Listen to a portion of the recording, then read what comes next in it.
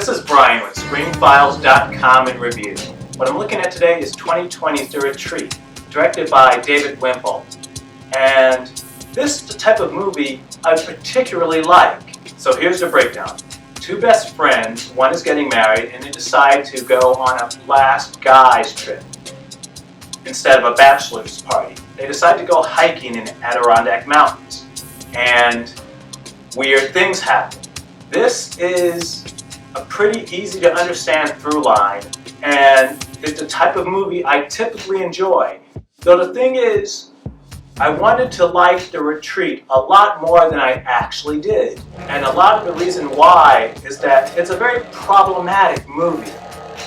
It's well shot, it's interestingly shot, and it doesn't have a particular reliance on drone photography, which I appreciate. I find that movies that don't tend to use it very well, and it gets, for me, irritating. So there's very little of that. I think there may be one or two drone shots in the entire movie, in fact. But the story is not very well fleshed out. It doesn't really mesh for me, and that's the greatest problem. As I said, these two men are best friends, but there's an undercurrent of homosexuality. At least there seems to be. Now, keep in mind, we don't know enough about these characters to determine their sexual proclivities one way or the other. One is getting married to a woman, but frankly, that's not even relevant. The problem is, oh yes, and I should have mentioned that their names are Gus and Adam. Adam is the guy getting married. Though Gus is oddly possessive of Adam. And I understand that they're best friends and all that, but he goes as far as to attempt to sabotage his wedding. He doesn't go all out in trying to do so, but he makes various little attempts to not only sabotage the wedding, but to let Adam know that he doesn't approve of what he's doing. It's really odd, and here's where the alluding to homosexuality comes in.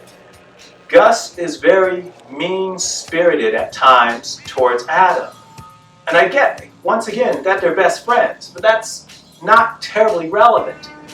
Gus treats Adam not particularly well, though Adam just takes it.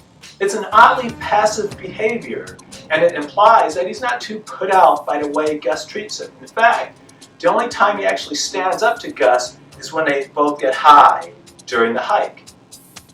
And speaking of that, that's another point where the movie gets really interesting.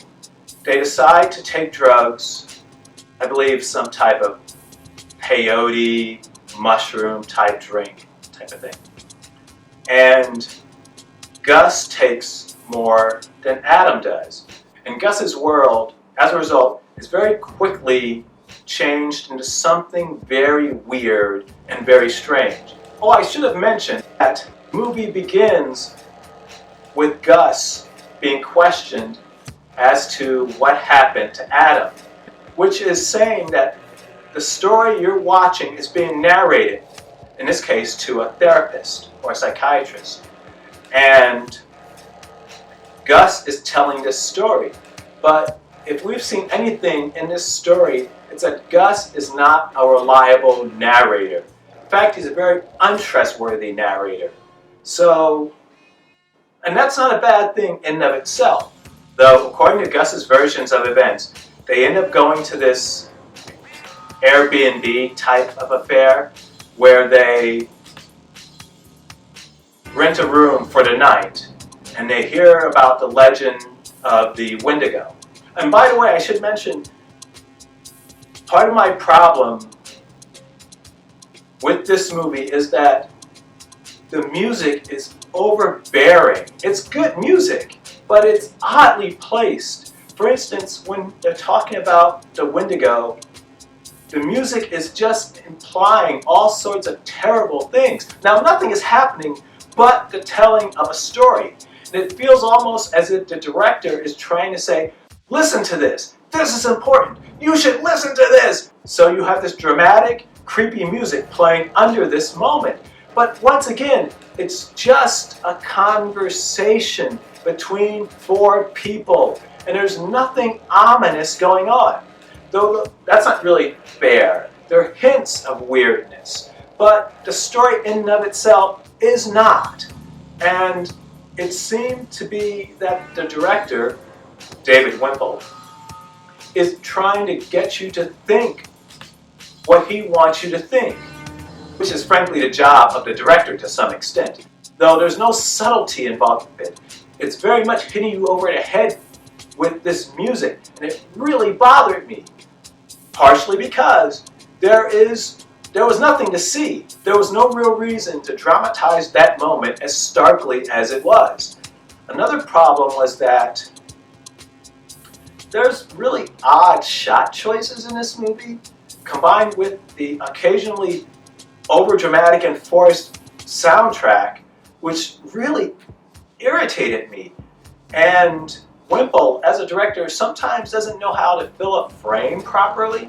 There's a scene where Gus is sitting in front of a campfire at night, and the camera first goes in tight on his face.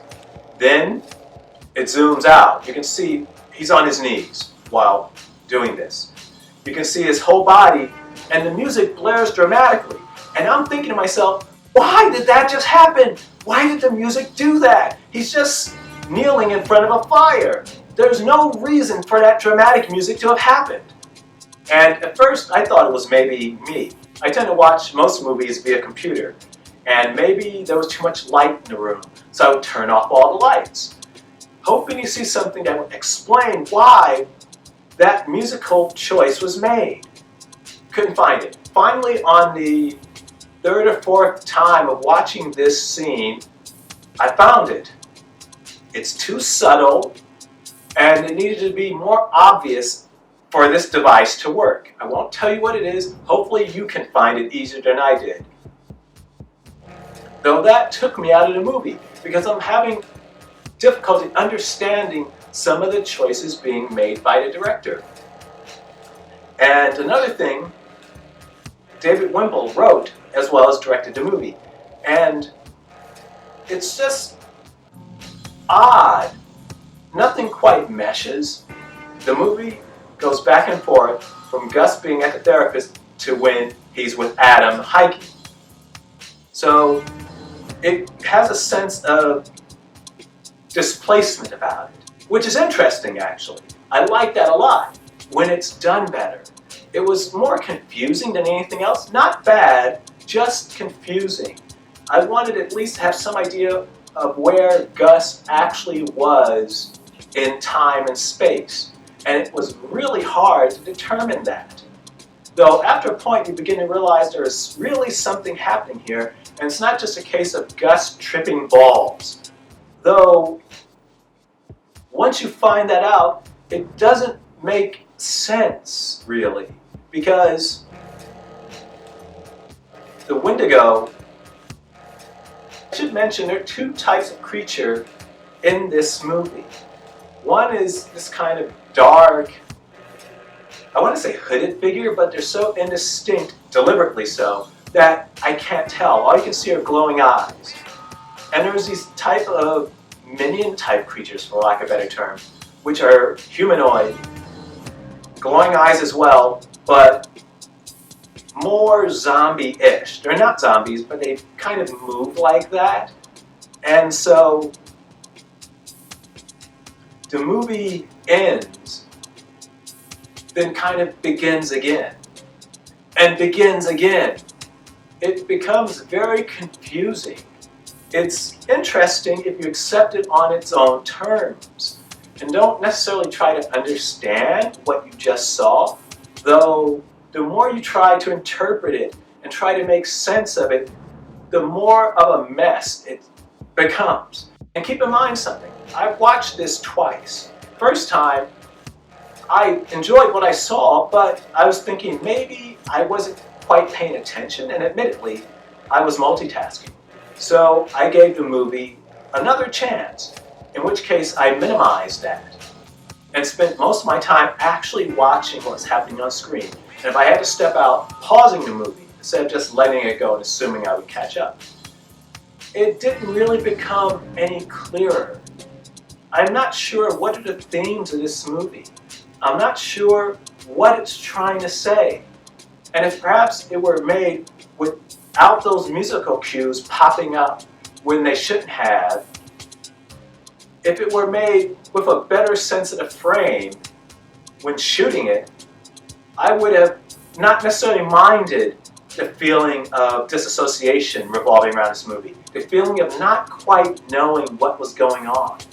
Unfortunately, based on some of the factors I've mentioned, I get the feeling that the director, despite having written it as well, doesn't quite know what's going on. And the confusion you see watching the movie is the same confusion he had when making it. So what do you think? This is Brian with ScreenFiles.com and Review. Do you agree, disagree? Let me know down below. And as usual, consider a like or a follow. Peace.